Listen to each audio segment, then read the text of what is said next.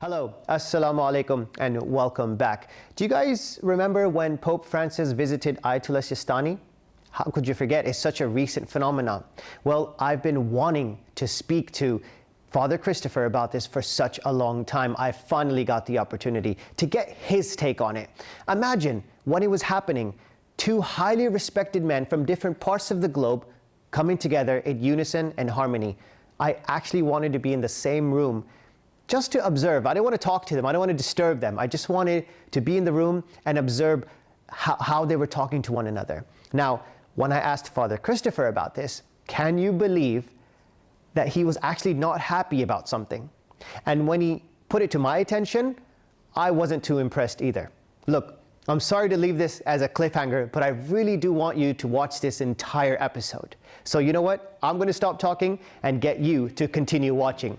Enjoy. I have to say, as kind of the lecturer in Shia Islam in Rome, I thought I might actually be invited. But these are two serious men of God who are equally serious about a single issue. And that single issue is, if you want peace, you have to have justice. Simple. And then he met Sistani, and he went into Sistani as a pilgrim. It's as unheard of for a pope to go and meet, as a pilgrim to meet another religious leader. It is almost unheard of.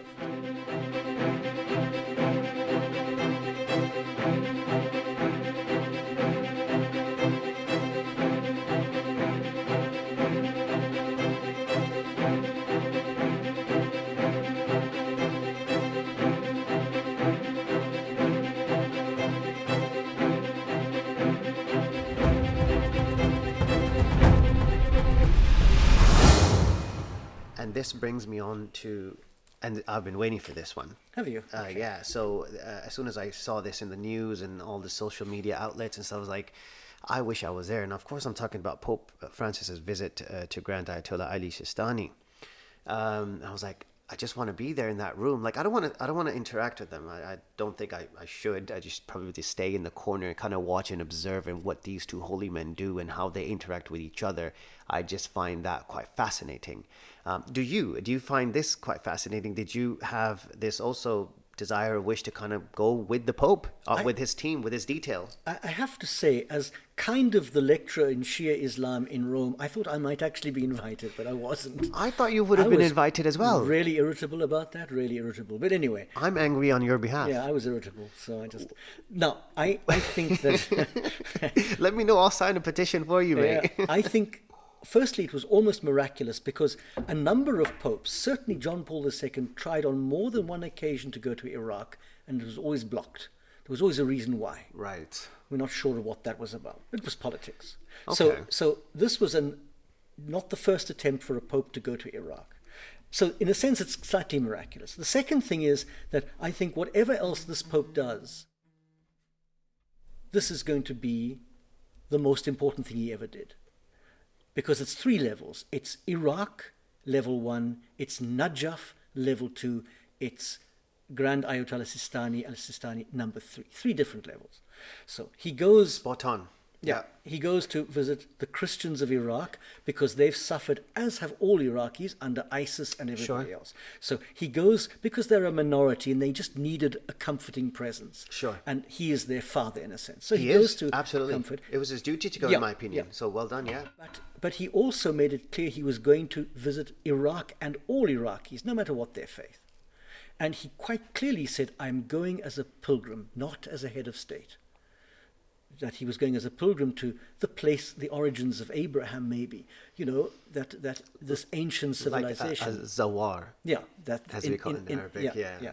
So he goes and meets another extraordinary man. And despite the fact that these two men, both of them men of certain age, who therefore have years of prayer, years of study, years of experience backing them up. These are not two teenagers trying to solve the world's problem over a cappuccino. These are two serious men of God who are equally... Very serious. Yeah, equally serious about a single issue. And that single issue is, if you want peace, you have to have justice.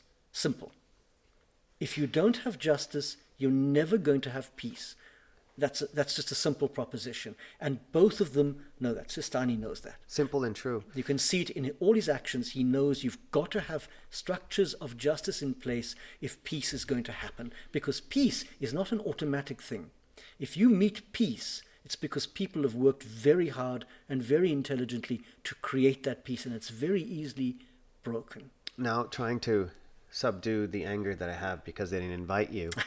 Just buy me chocolate, that'll be fine. Oh, absolutely. Yeah, Anything easy. you like. White chocolate, dark chocolate? Dark chocolate's easy. Dark chocolate. I'm easily mollified, even though I'm still irritated. Yeah. No, I'm kind of half relieved that I didn't go. Why? Because I think that the symbolism of the journey was the private meeting between two men of God, without anybody else. We don't actually know what they spoke about. Darn it, I wish you did. I wish I did too, but both Sistani's office and the Vatican issued kind of generic statements afterwards, but this was a private conversation, and I'm kind of glad it was private, because I trust these two men, that they're serious about faith and about the world, and whatever they said is not, in a sense, nearly as important as the symbolic gesture of these two men meeting. I mean, I didn't want to know for like gossip or anything like that. I just want to know because I know what they would have spoken about would have been words of wisdom, and I'd be able to take from that and try and implement that in my life as well, because sometimes you need contemporary figures. I know I have my the 14 infallibles, the Masumin. However, reaching them, because, and that's my own problem, I've veiled myself from my the awaited Sari, from my current imam, because of my sins and because of my lack of understanding and what have you. But it's these people are almost reachable, even though I still haven't met Ayatollah Sistani. I've gone twice now, and I wanted to, but it just wasn't possible, even the previous session that I had. And he's just obviously quite aged now, you know, he doesn't really see people like I hear. Fair enough. So probably missed that boat. But regardless, did the Pope visit, because he was in Mola Ali's city of Najaf. Did he actually go to the tomb? No, I don't think he did. Okay. And I think that would have been a distraction as well, because people read political meaning into gestures, even good gestures. People politicize, and I think so. What the Pope was doing was that 2 years ago he was in Abu Dhabi. There he met the Grand Sheikh of Al Azhar, in a sense the representative of one part of the Islamic family, and this was a completion of this embrace of the whole family. If he hadn't done it, he knew if he hadn't done it, he would have embraced only part of the family, not the whole family. And that's what his intent was. So in a sense, the visit to Najaf has enclosed the embrace of the church, of the family of Islam, as we would say, a brother, a younger brother, an older brother, whatever you like, but a brother.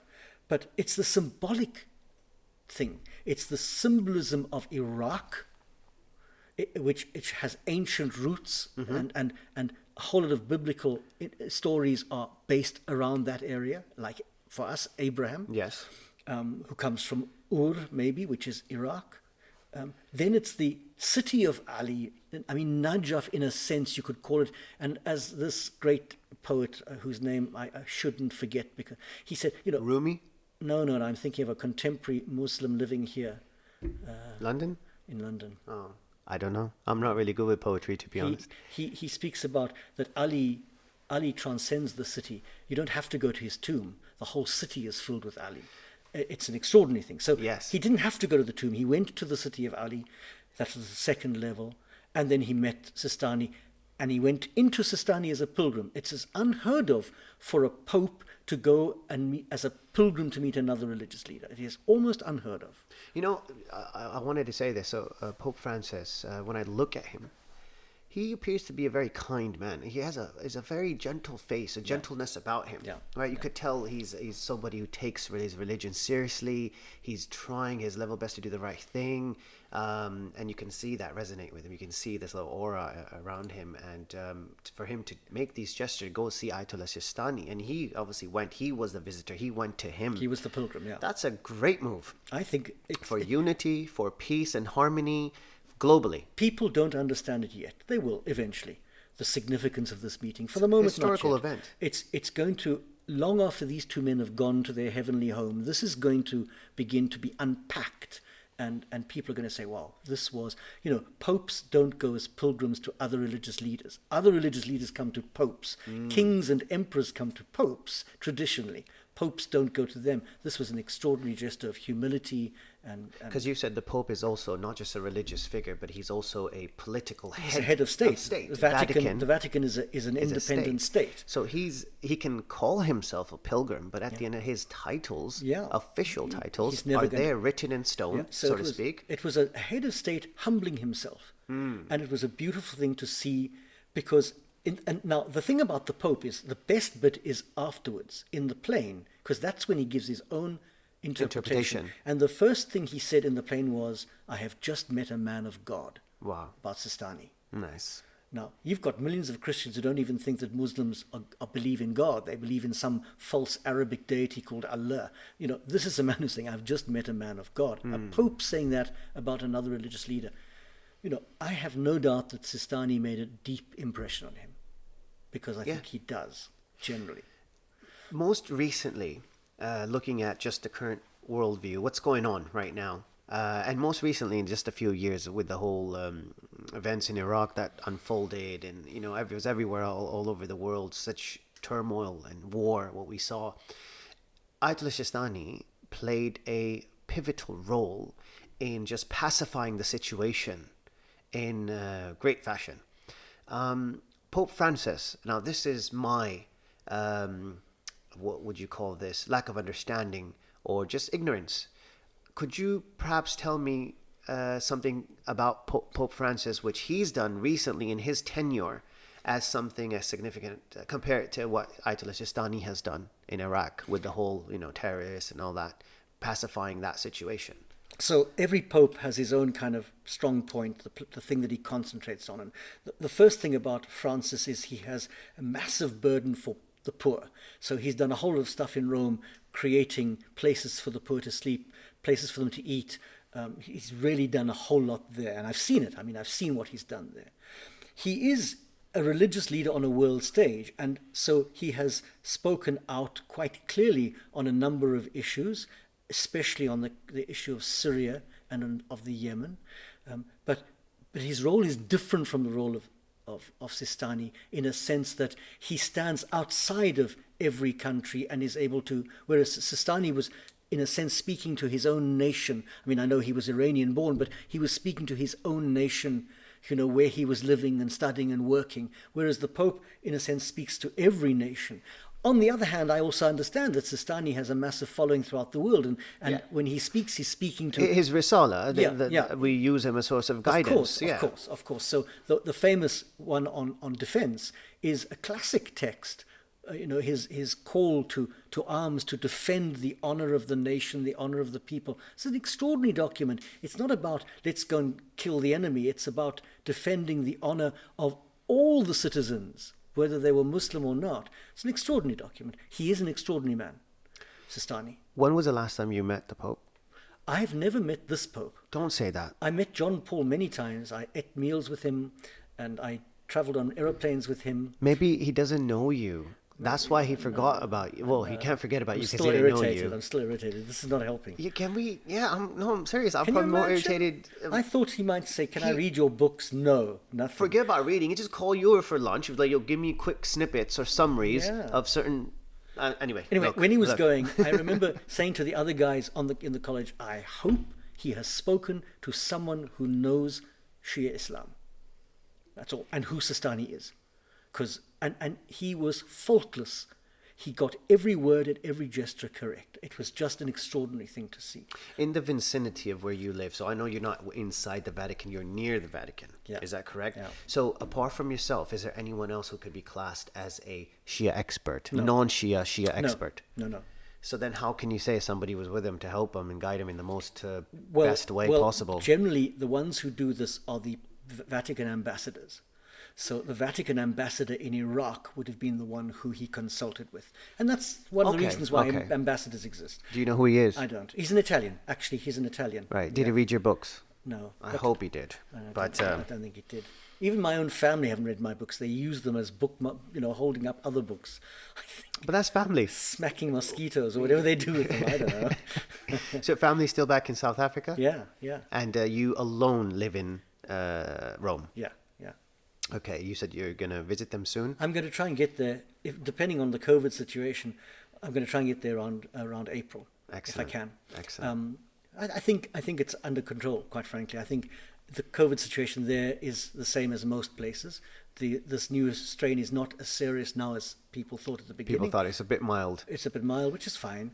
And so I'm hoping by April we'll kind of... You know, another trip that I would request you to also plan out soon is a trip to Najaf, to Karbala. Take me with you. I'm happy to go. Just give me a bit of advance notice. I'll get my credit card out and start, do whatever I need to do. Good, because I don't have a credit card, so we'll use yours. Oh, yes. That's fine. Yes, let's do it. Yes, let's do it. I'll get Safi TV on the job. Yeah, we just work each other. Yeah. Father Christopher, I'm trying to come up with the words here. What you've done is you've actually taken out time from your busy schedule. And yeah, you're here temporarily in London. You don't live here. You come here for a mission, so to speak. You come here because you have people to see, you have things to do. And you took the time out to come here today and talk with us today. We're very, very appreciative that you're able to do this. And trust me, not just myself, but everybody listening in the background, they're glued to the TV whenever you speak, because they're like, wow, I can't believe he almost looks like Shia. He definitely talks like he's Shia. And he knows so much. And it kind of shameful for myself that I should know way more than I do. I hope, I wish, knock on wood, I don't know how that sounded, but I need to do more.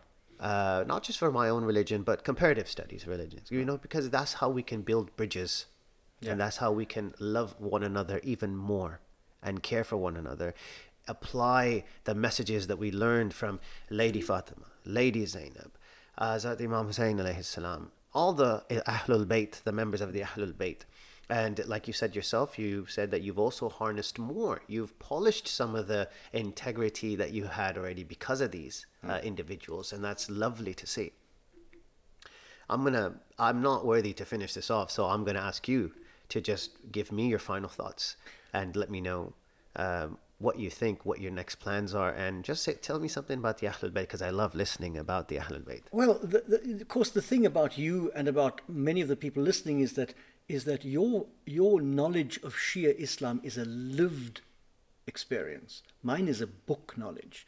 In other words, you have a knowledge that comes from your prayer, from your living out the principles of Shia Islam that I don't have. So in a sense, it's more profound, because anyone can read a book, but to live an experience is a much more intense experience, a much more intense way of doing it. So don't denigrate in any way your knowledge of Shia Islam. It's just a different knowledge, as opposed to mine, which is a book knowledge that it's a subject that greatly interests me. Which is also very important. It's very important. Yeah. The only difference for me is that I happen to have chosen a subject which greatly moves me and inspires me. So all the members of the Ahlul Bayt, I have my favorites, and unashamedly I've got my favorites, but all of the Ahlul Bayt, and I don't say it just because I teach Shia Islam, it's because I genuinely believe it. All of them for me are extraordinary human beings, each in his or her own milieu, own situation, own set of circumstances. All of them have risen to the challenge. And I got an idea, Father Chris. Yeah.